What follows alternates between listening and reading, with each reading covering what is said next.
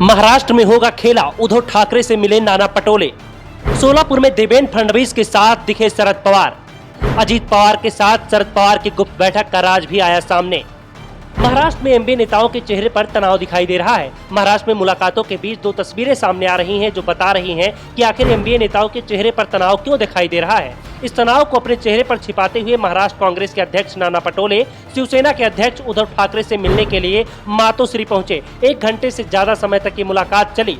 इस मुलाकात में क्या बात हुई ये तो सामने नहीं आया है, लेकिन जब बात शरद पवार को लेकर हुई तो जवाब हर बार की तरह ही था। कार्यक्रम निजी था, पवार साहब को बुलाया गया था, वो गए थे। वैसे भी अजीत पवार के साथ मामला पारिवारिक है, इस पर कोई टिप्पणी नहीं की जा सकती।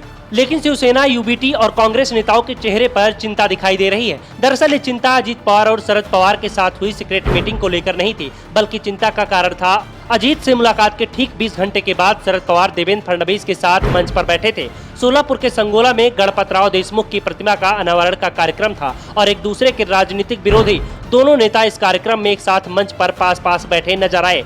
प्रतिमा अनावरण के बाद सभा भी हुई, जिसे फडणवीस और पवार दोनों ने संबोधित भी किया। कार्यक्रम के मौके पर मंच पर देवेंद्र फडणवीस और शरद पवार हंसी मजाक करते नजर आए और ये हंसी ही एमबीए नेताओं की चिंता का कारण बनी हुई है। पास में जयंत पाटिल भी मौजूद थे, बस एकनाथ शिंदे नहीं थे।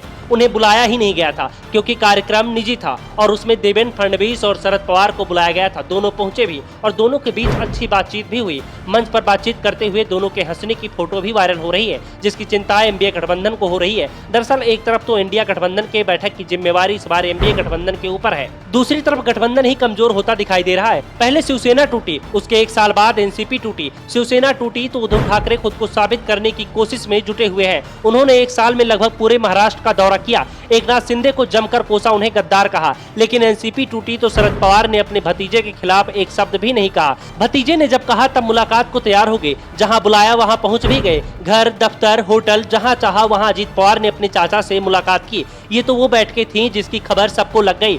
लेकिन ऐसी बैठकों की चर्चाएं हैं जिनकी खबर किसी को नहीं है, लेकिन ये बैठकें बहुत महत्वपूर्ण हो सकती हैं। वैसे पुणे में हुई बैठक को लेकर शरद पवार के करीबी ने दावा किया है कि सीनियर पवार का मन अभी भी नहीं बदला है, वो इंडिया गठबंधन के साथ हैं। एमबीए को महाराष्ट्र में मजबूत करने की बात कर रहे हैं। वैसे एमबीए कैसे मजबूत होगा, इसका जवाब पवार और उनके करीबियों के पास नहीं दिख रहा है। ये जरूर दावा हो रहा है कि अजीत पवार से एक बार फिर शरद पवार ने कह दिया है कि वो अपनी जगह सही है और अजीत को जहां जाना हो वहां जाने के लिए स्वतंत्र है। और भी अगर कोई नेता कहीं जाना चाहता है तो उसे भी रोका नहीं जाएगा। पवार के करीबी भले ही कुछ भी दावा कर रहे हो, लेकिन चर्चाएं ये भी हो रही है कि मुंबई में 31 अगस्त से इंडिया गठबंधन की बैठक होना है। बैठक के आयोजन की जिम्मेदारी शिवसेना, यूबीटी और एनसीपी को सौंपी गई थी, लेकिन एनसीपी में मचे हंगामे से इंडिया गठबंधन की ही चिंता में दिख रहा है। दावे तो यहाँ तक हो रहे हैं कि महाराष्ट्र में इंडिया गठबंधन की बैठक के पहले महाराष्ट्र में बड़ा खेला हो सकता है, जिसकी चिंता नाना पटोले और उद्धव ठाकरे के चेहरे पर भी दिखाई दे रही है।